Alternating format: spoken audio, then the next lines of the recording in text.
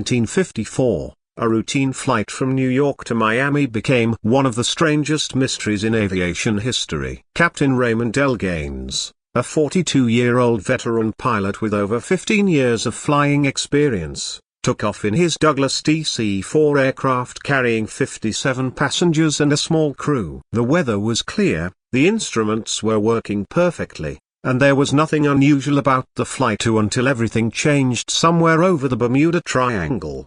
At approximately 1:47 p.m., Captain Gaines radioed air traffic control in Miami to report something strange. His voice was calm, but there was confusion in his tone. "Miami Center," he said, "this is Flight 914. Our instruments are malfunctioning. The sky looks a broken bar different." The controller asked for clarification, but the pilot didn't respond for several seconds. When he came back, he said, "We seem to be flying over open land. This doesn't match our charts." Then, suddenly, the transmission cut off. Radar contact with the plane was lost. The controllers initially thought it was a minor malfunction. But when minutes turned into hours and there was still no sign of the plane, the search began. No wreckage, no distress signal, and no trace of Flight 914 were ever found. The official report later declared it missing, presumed crashed somewhere over the ocean. Families mourned,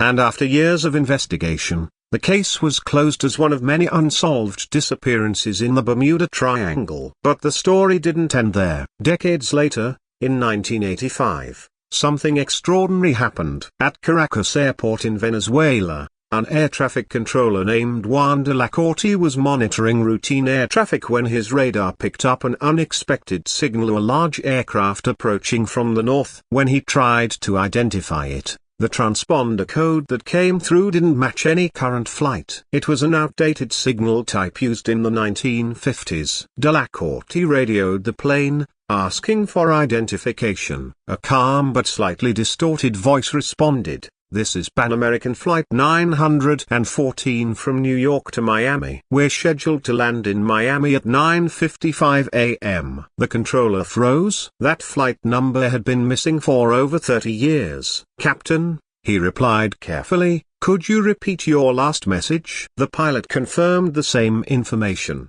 clearly confused as to why he was being questioned. When de la Corte informed him that it was now 1985, there was a long silence. Then the pilot said in disbelief, "What are you talking about? It's 1954." Ground staff rushed outside as the plane appeared over the runway. Witnesses said it looked like an old model aircraft, pristine and shining, but completely out of place for the modern airport. The tower instructed the pilot to land, and the aircraft descended smoothly. When emergency crews arrived to meet it, the pilot reportedly became alarmed. He yelled through the cockpit window, "Stay back, we're leaving." Before anyone could stop him, the engines roared to life, and the plane took off again, vanishing into the clouds. Radar followed the object for a few minutes before it disappeared completely. No trace, no radar return, no communication. Authorities were stunned. The next day, when reporters asked about the incident, officials denied everything. The airport claimed no such event had occurred,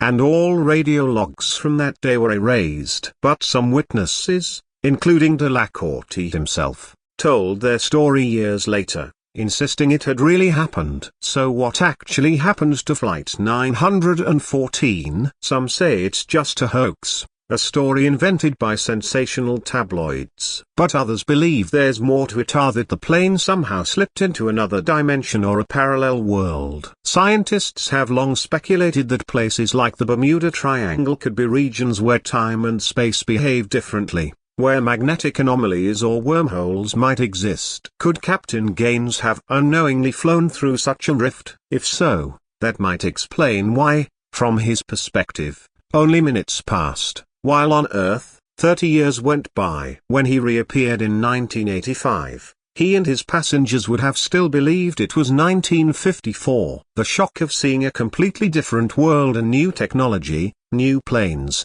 even new clothes might have terrified them, prompting the captain to flee back into the sky. But if he re-entered the same dimensional rift, He might have returned to the place between worlds, never to be seen again. Another theory suggests that the plane somehow experienced a massive temporal distortion, like a time bubble, where time slowed for those inside. This concept, known in physics as time dilation, could theoretically occur near extreme gravitational or electromagnetic fields. While this sounds like science fiction, some physicists have proposed that strong magnetic anomalies could affect the fabric of space-time in rare conditions.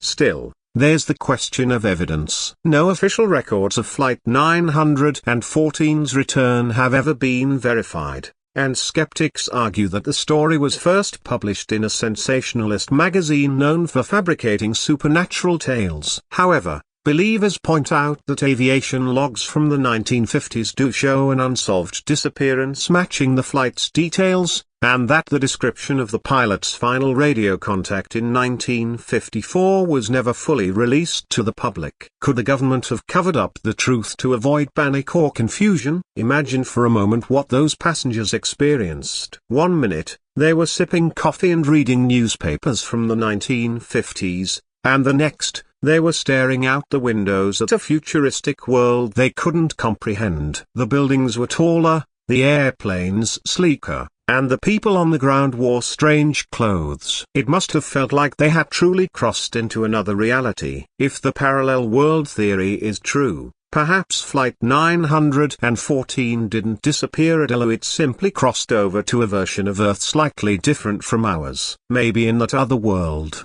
the flight landed safely in Miami, and the passengers continued their lives, never knowing they were missing in our timeline. That possibility opens up an even deeper question. If parallel worlds exist, how many other lost ships, planes, and people might have slipped between dimensions without anyone realizing?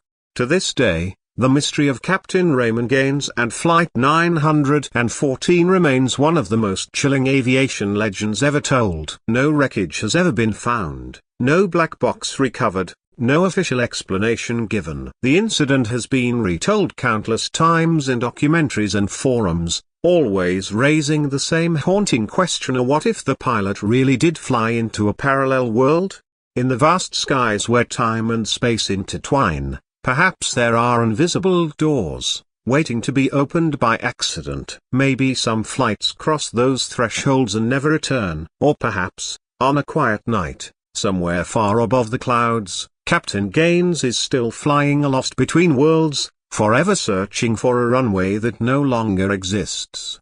The story ends where it began, with a simple transmission echoing across time. Miami Center. This is Flight 914, a broken bar. We seem to be flying over open land. This doesn't match our charts. Then silence. The kind of silence that lingers, not because the transmission ended, but because it crossed into a place where our radios can't reach, and our understanding of reality falls short. Maybe someday, another radar will pick up that same faint signal. And when it does, perhaps we'll finally know what happened to the pilot who flew into a parallel world.